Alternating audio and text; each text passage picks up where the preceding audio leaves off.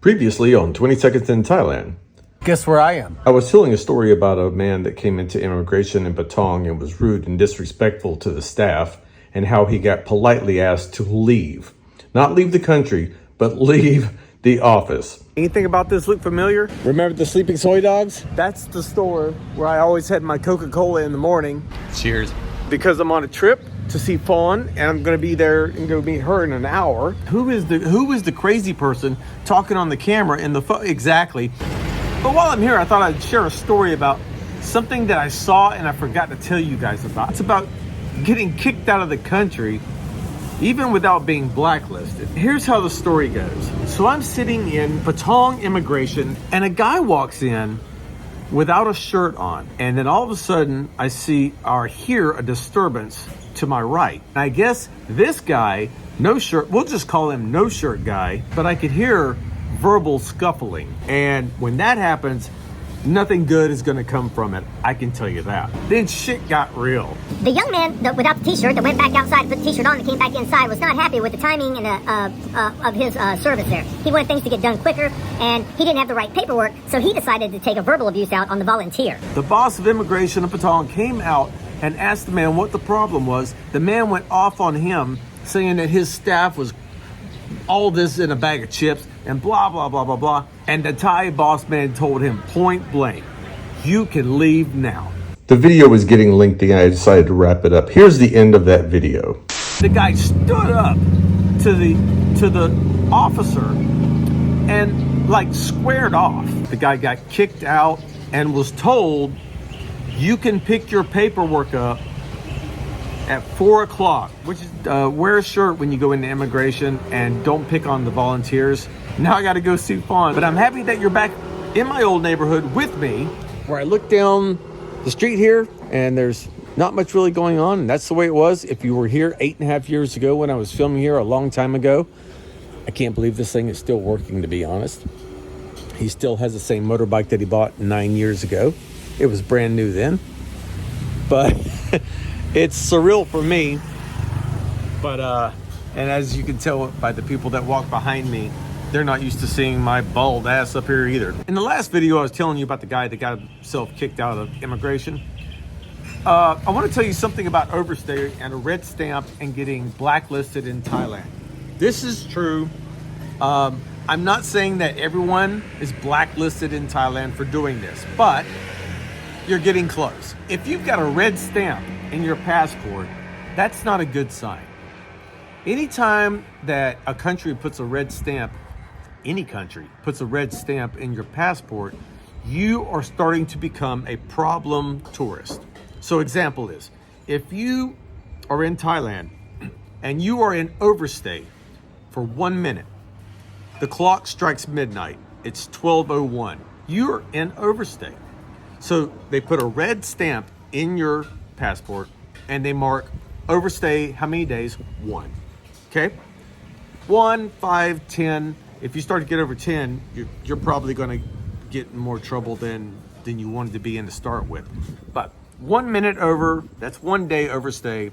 And 1 day overstay is a red stamp in your passport. And a red stamp in your passport, when they flip through your passport, when you go through any tourist immigration office, they look at you and they consider whether you're going to be a problem tourist or not. So just letting you know, it's that simple. I was doing a visa run one time and I was 15 minutes past the hour, got a red stamp, went out, came back in.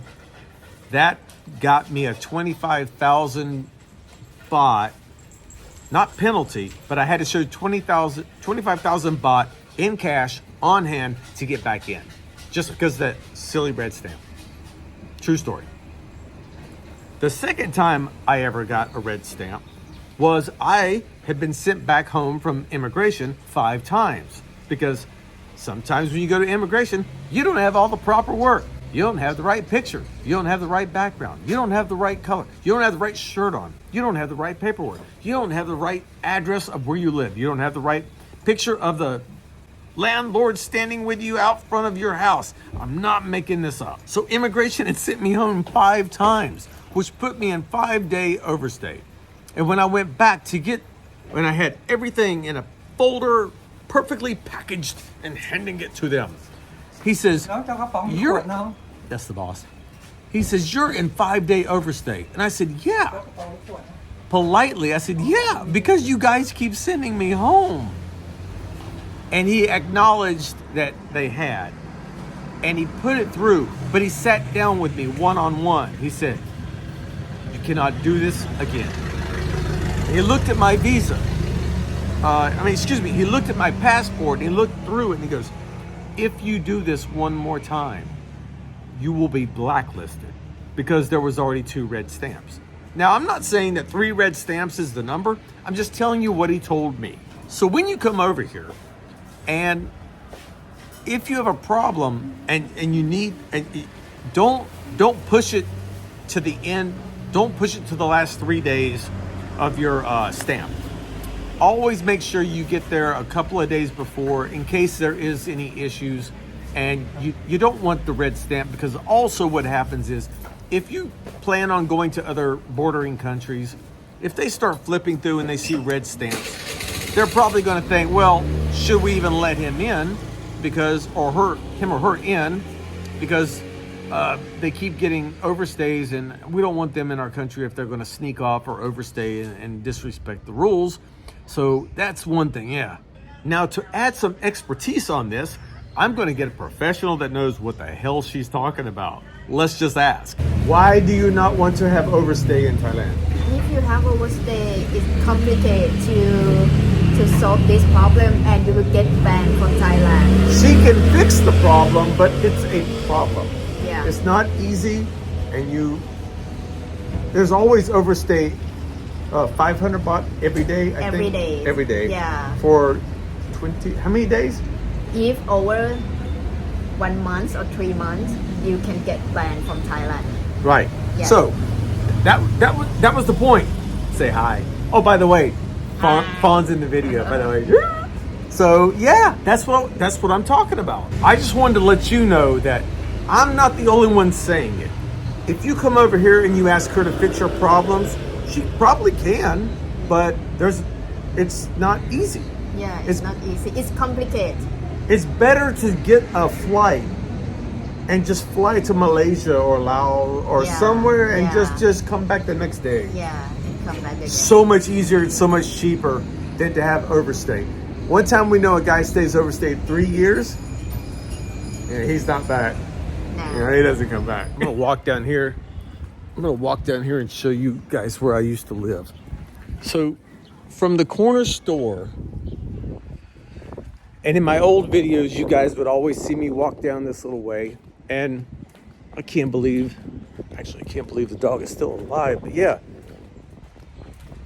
The soy dogs would just sleep here on the street, and they still do. Hello. Oh, he's been here a long time. Of course, I was never really friends with him, so I'm not going to interrupt his daily life. But I can tell you I'm getting a lot of strange looks because I told you, there's no Farangs that live in this area.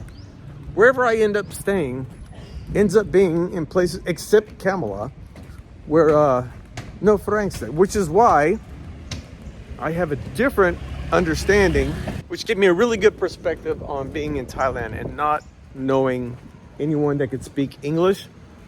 Now that I'm in Phuket, I'm lazy because everyone in Phuket speaks English because it's a tourism place. But this is where I used to live. I'm going up the road here. And I don't know what's going on there. Well, that's where I used to live. I don't know what's going on there. But this is where... Here's an angry dog. Well, maybe not so angry. You okay? Yeah? All right. Everyone's moved away. As far as I know, my whole family that lived there is split up, I think. I don't know. I can't speak on it because if I do, I might get someone in trouble. I don't know where they are. So I left here in February of 2016 and moved to Kamala. And this is the first time I've been back. So yeah, 8 years. Wow. 8 years since I've been up here, and it's bringing back some really weird memories, guys. It really is. Not bad, just really good stuff, to be honest. But now it's time for me to go see Fawn. I know I keep saying that I'm going to go see Fawn because I made 3 videos while I was sitting up here, because I don't know the next time I'm ever going to get back over here.